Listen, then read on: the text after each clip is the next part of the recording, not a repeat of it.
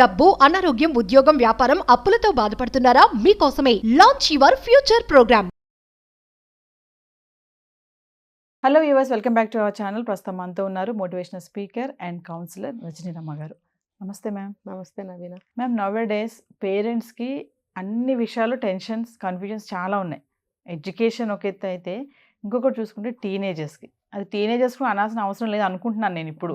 నేను ఇప్పుడు చూసుకుంటే పిల్లలు అంతా ఫాస్ట్ ఉన్నారు, పిల్లలకి అన్నీ అర్థమైపోతున్నాయి. Even 4th class 5th class కూడా గర్ల్ ఫ్రెండ్, బాయ్ ఫ్రెండ్. అప్పట్లో గర్ల్ ఫ్రెండ్ అంటే క్లాస్మేట్ అనేవాళ్ళు, ఇప్పుడు గర్ల్ ఫ్రెండ్ అంటే వాళ్ళకి వేరే ఆలోచన వస్తుంది. గర్ల్ ఫ్రెండ్ అనేది లవర్ అనడం తప్ప.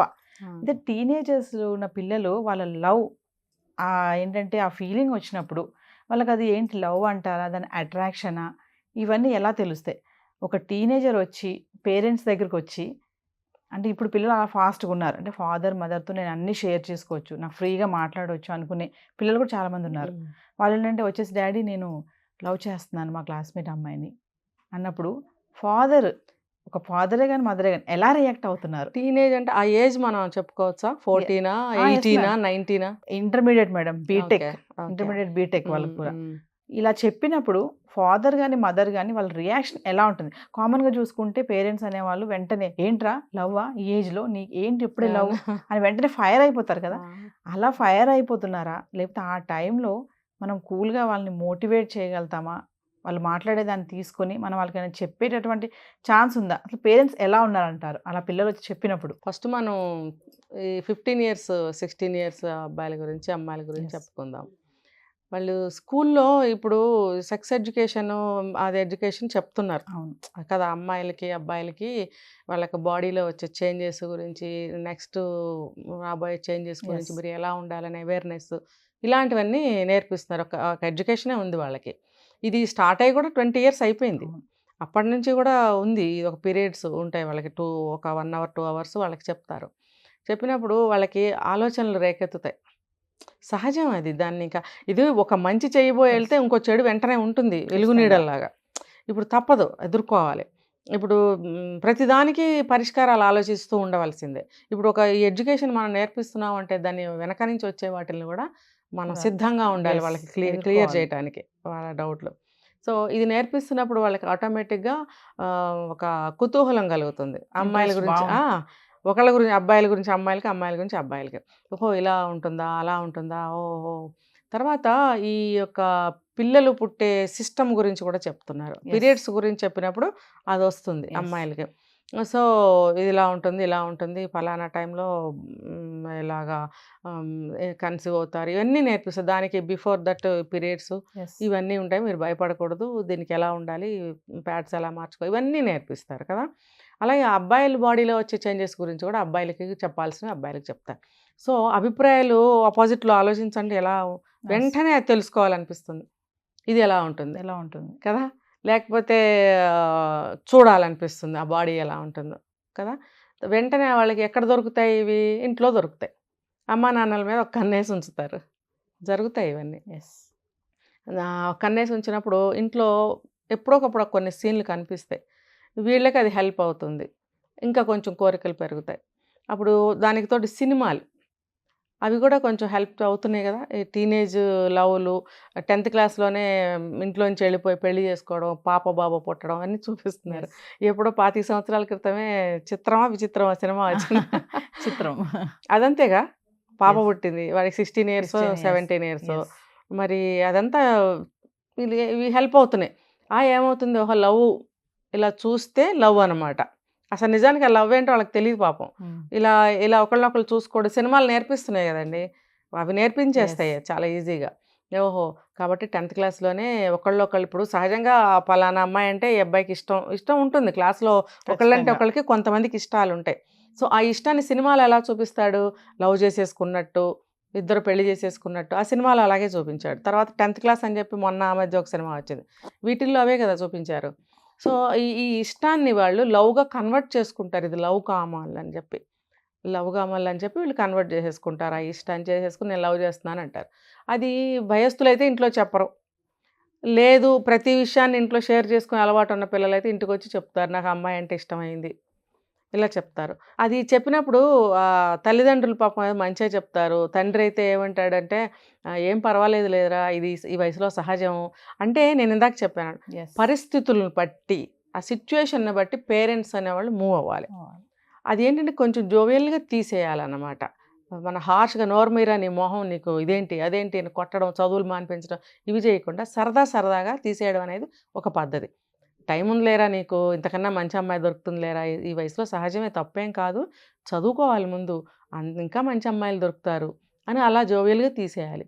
ఇంకా తర్వాత ఏంటంటే వీళ్ళకి ఈ ఈ సినిమాలు కొంచెం మనం చెప్పుకునేవి దూరంగా ఉంచండి.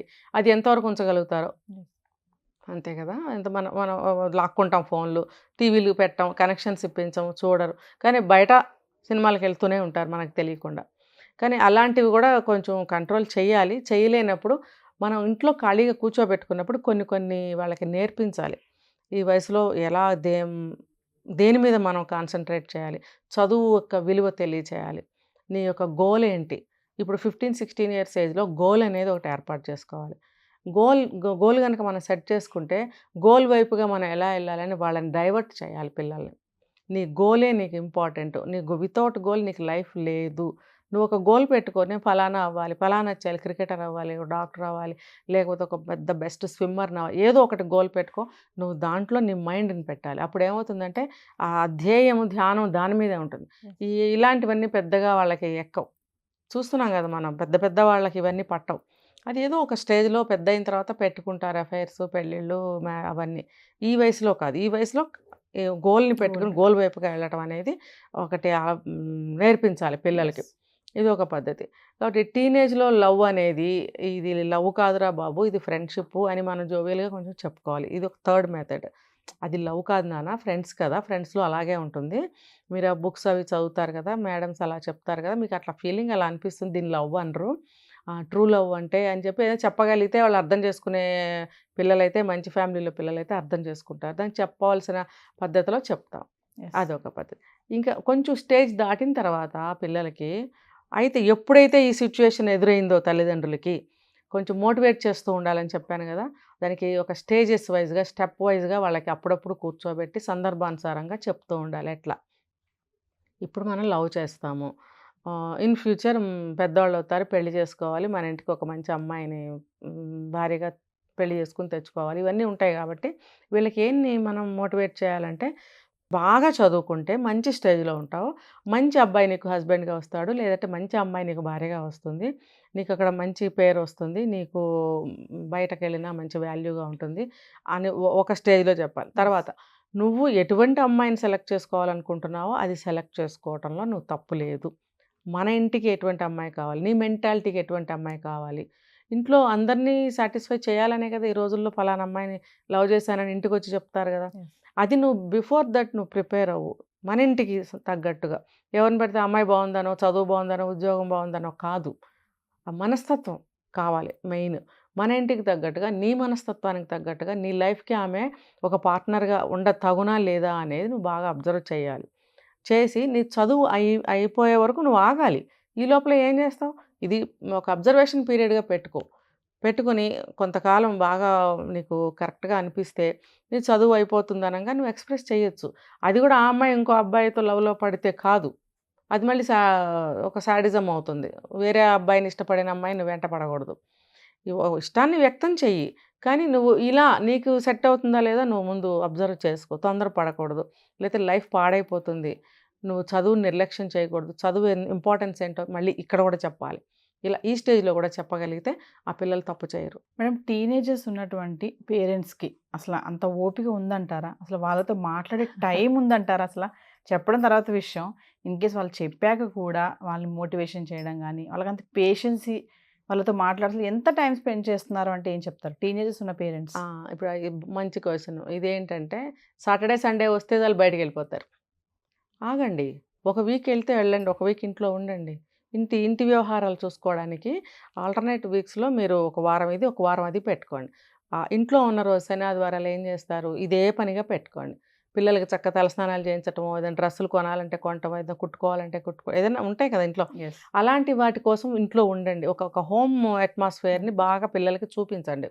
వాళ్ళ పనులు వాళ్ళు సర్దుకోవడము, వాళ్ళ ఏమన్నా ఉంటే వాష్ చేసుకోవడము, అలా వాళ్ళవి కూడా ఉంటాయి కదా పనులు, వాళ్ళకి చేసుకోమని చెప్పాలి. ఆ పనులు చేసుకుంటూ అందరూ అటు ఇటు తిరిగేటప్పుడు చక్కగా కబుర్లు చెప్పుకుంటూ ఉండాలి. ఒక మంచి మ్యూజిక్ పెట్టుకోవాలి. ఆ మ్యూజిక్ని ఎంజాయ్ చేస్తూ మధ్యలో వంట చేస్తూ ఉంటుంది అమ్మ, నాన్న మ్యూజిక్ ప్లే చేస్తూ ఆయన రూమ్ సర్దుకుంటూ పిల్లలతో మాట్లాడుతూ అలా జరుగుతున్నప్పుడు ఆ మనసు చాలా అంటే చాలా వాళ్ళకి ప్రఫుల్లంగా ఉంటుంది. చాలా హ్యాపీ మూడ్‌లో ఉంటారు వాళ్ళు. అలాంటప్పుడు చెప్పేయాలి వాళ్ళకి కూర్చోపెట్టి ఇలాంటివి. ఎక్కుతాయి బాగా. ఇది వాళ్ళకి ఇన్ ఫ్యూచర్ ఒక స్వీట్ మెమరీగా కూడా మిగులుతుంది. పలానా రోజు మా నాన్న చెప్పారు, పలానా రోజు మా అమ్మ చెప్పింది, మేమిద్దరం ఇలాగా అది కబోర్డ్ క్లీన్ చేసుకుంటున్నాము, బట్టలు కింద పడిపోయాయి, అప్పుడు మా అమ్మ వచ్చి ఇలా చెప్పింది అని గుర్తుండిపోతాయి. అలాంటి సందర్భాల్లో కూర్చోబెట్టి చెప్పాలి. ఒక శనివారం, ఆదివారం 2 రోజులు ఇంట్లో ఉన్నప్పుడు మధ్యలో ఇలాంటివి చెప్తే బాగుంటుంది. మళ్ళీ నెక్స్ట్ వీక్ వెళ్ళండి బయటికి. వెళ్ళకుండా ఎలా ఉంటారు?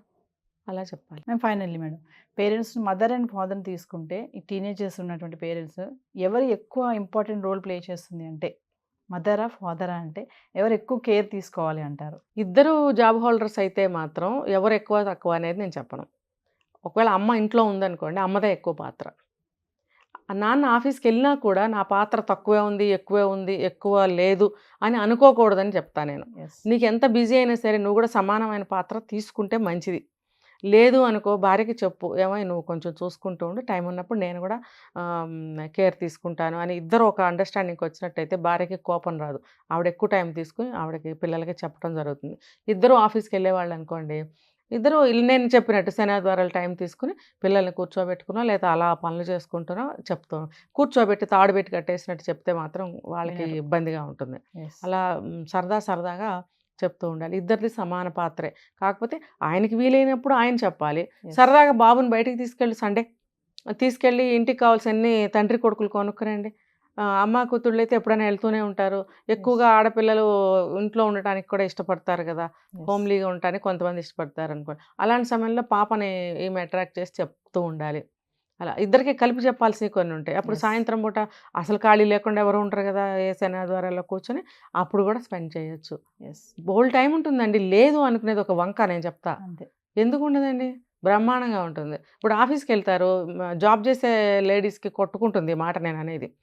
కొట్టుకున్నా సరే నేను చెప్తాను ఏంటంటే, ఆఫీస్కి వెళ్తారండి, ఎన్ని గంటలకు రీచ్ అవుతారు? 10:30కో 11కో రీచ్ అవుతారు.